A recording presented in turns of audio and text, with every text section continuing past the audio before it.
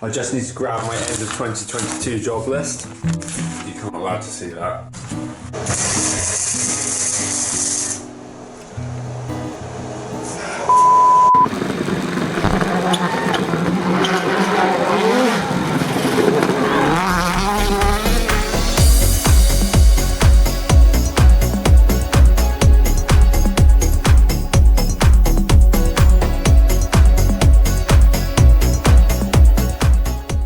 If you are new to the channel, welcome along. This is the project I'm currently working on. The build series is called the 206 WRX. I will be calling it the Peugeot. The jobs I can get on with are as follows. Make a rear diff guard that I can use as a jacking point.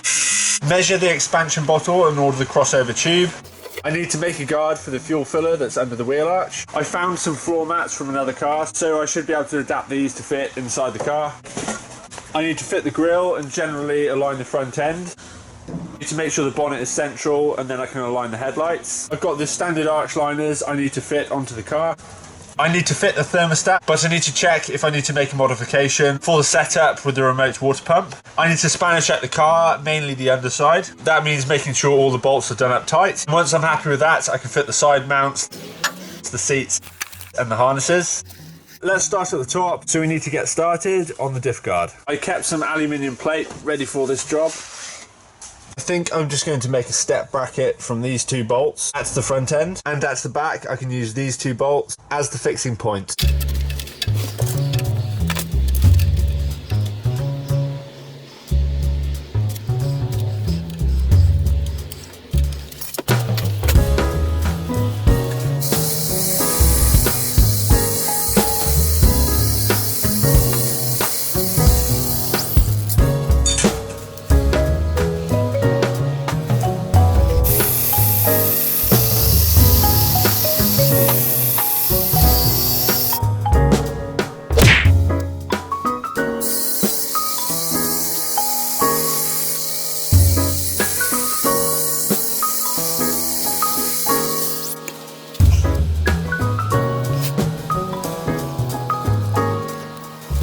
This is the kit I've made to weld together.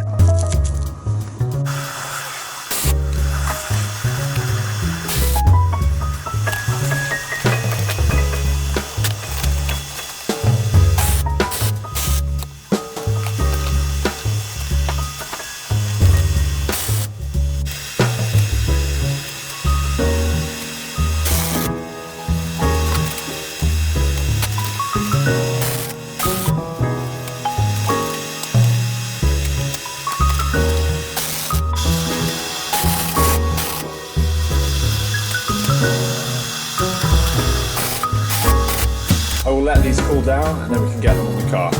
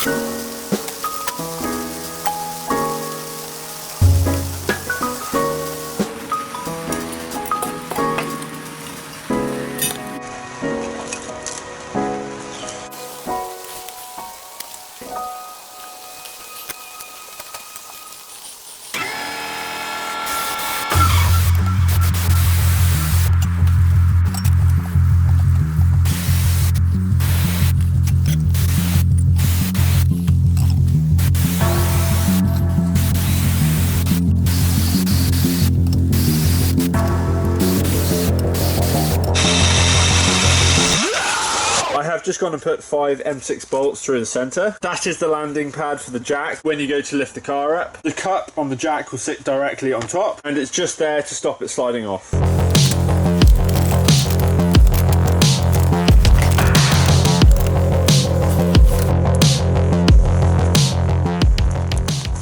I have just made a little support bracket to stop the back from dropping down.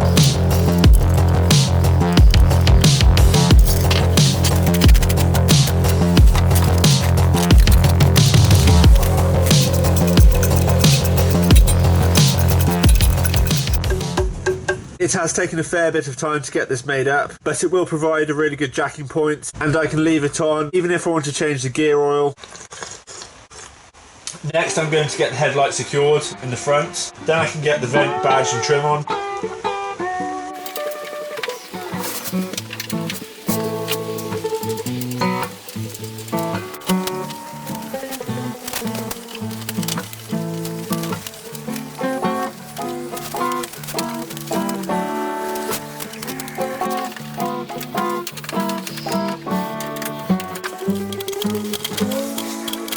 You can see here it's not quite flush. It's exactly the same on either side, so I just need to figure that out.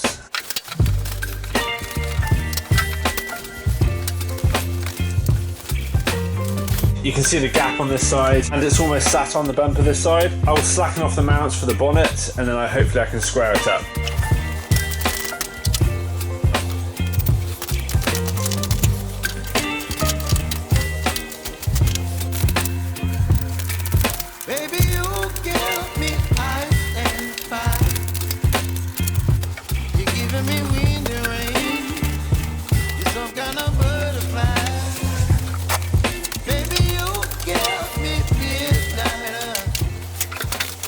It's definitely going to be race car panel gaps. I'm going to take a bit more material off the edge of the bonnet. This will allow the edges of the bonnet to drop slightly lower to meet the line of the bumper.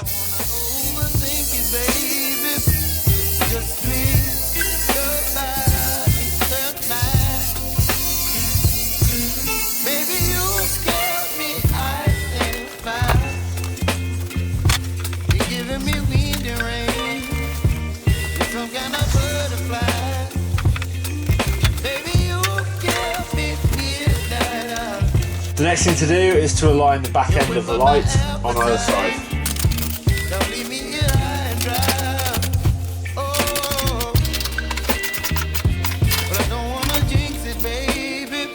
I have made a simple bracket to fix on the outer moulding of the light.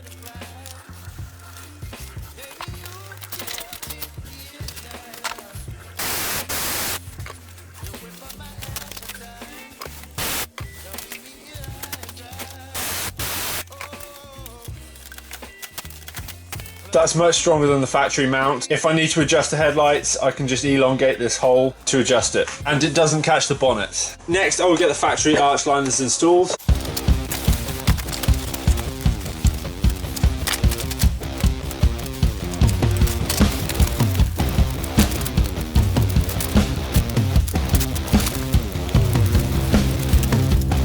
I had to do a quick repair on this one. I used a couple more aluminium rivets and I've just put some tape on the back of it just to stop as much debris going through as I can.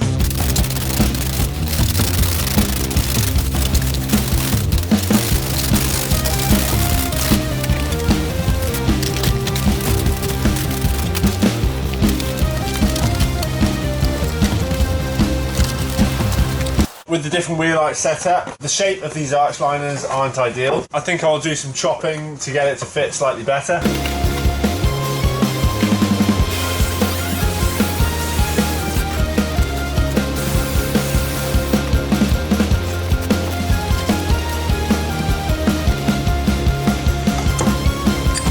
I have just made a couple of brackets to fit onto the front bumper either side. This will hold the arch liner.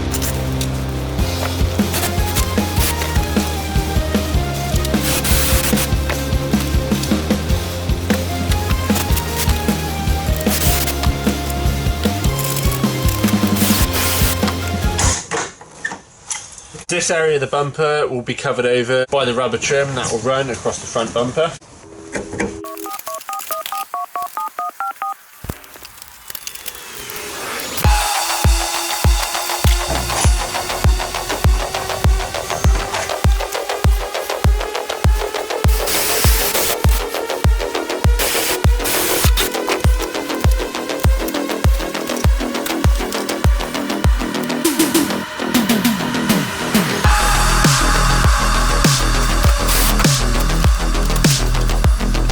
Now I just need to fix the front part of the arch liner to the front bumper, and it's the same on the near side.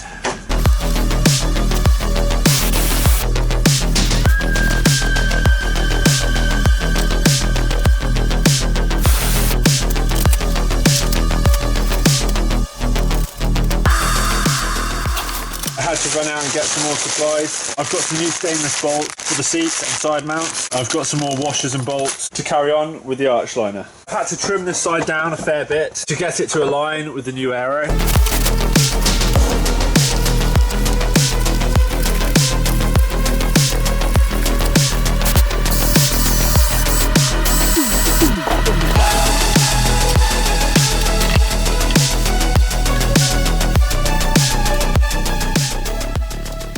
As you can see with the brake master cylinder, there's not a lot of room for error where I locate the holes that come through. In order, I can put a nut on the back of the bolts. As you can see, the passenger side will be a lot easier.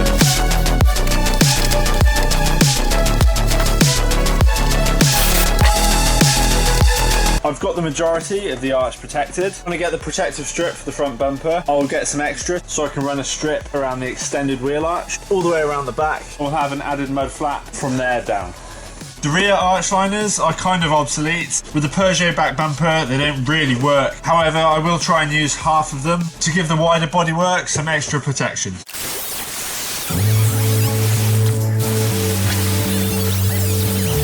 I'm going to put this guard to cover the vent of the rear bumper. I'd love to keep the aero active, however for road use and driving around other cars, it's not ideal as stones can fly out the back, causing damage to other cars. By making this piece removable though, if I want to take it off in the future, it'll be very easy.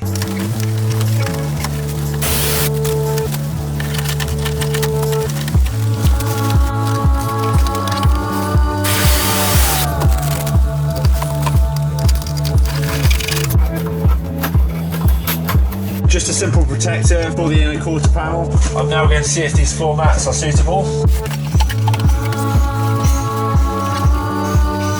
Just a couple of strips of Velcro will fasten that to the floor nicely.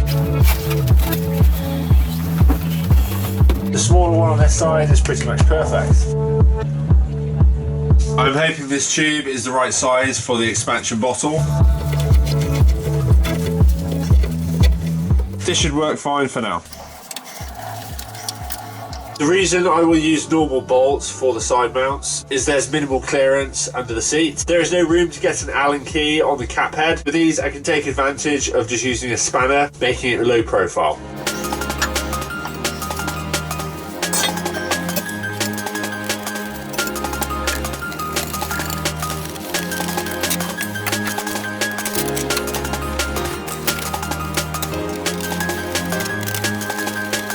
You may have remembered that the passenger seat had a blue backing strip, this piece, and it was missing the seat cushion. My aunt kindly sorted this out, recovering the backrest and making this cushion from scratch. It is probably even comfier than the standard cushion, and the hole for the harness is perfectly in line. I'm very happy with that.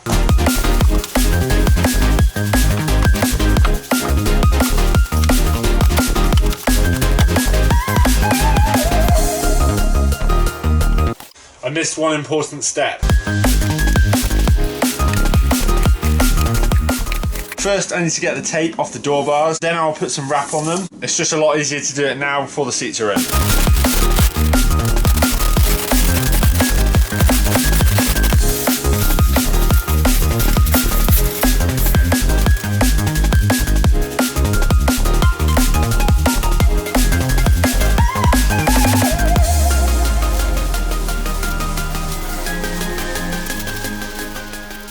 I just need to come up with a suitable way to protect this part of the paint. For obvious reasons, I can't wrap any of the welds. I might just put a little strip either side. But this is enough to get the seats in, and then I can figure out what I want to do from there.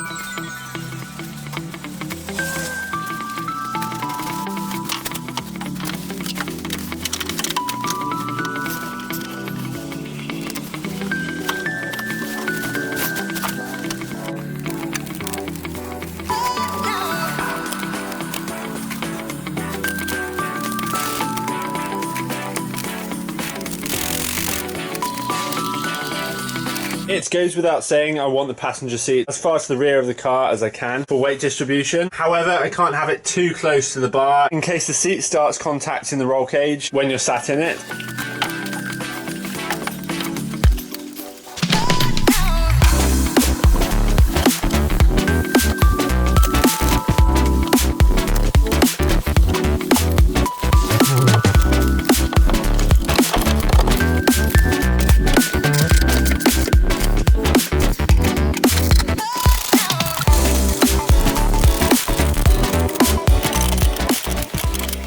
It's got my name on it.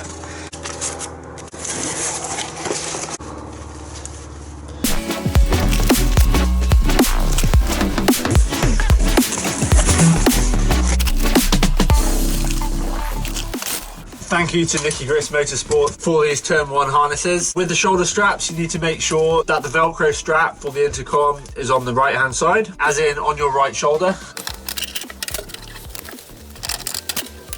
Sometimes the side straps are different and one buckle might have an offset. I believe these are the same.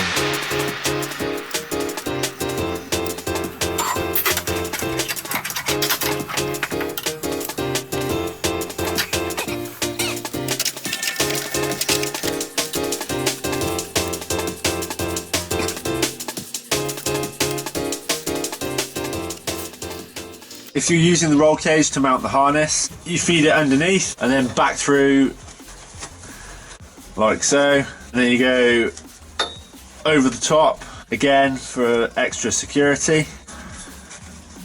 And there you go.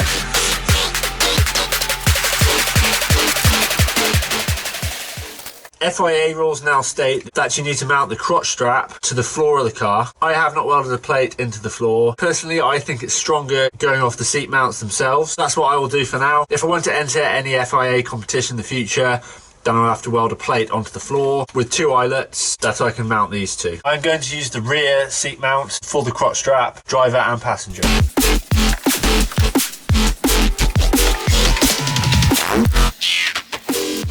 Now I need to get them all adjusted, which is what takes the time.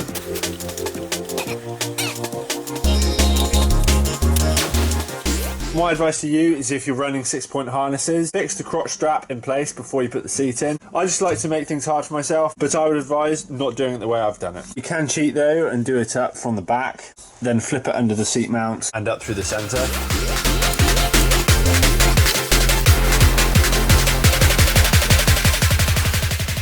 So I need about 5 inches on the left and then I can match the right. Crotch strap wants to go about 2.5–3 inches longer. Test fit too.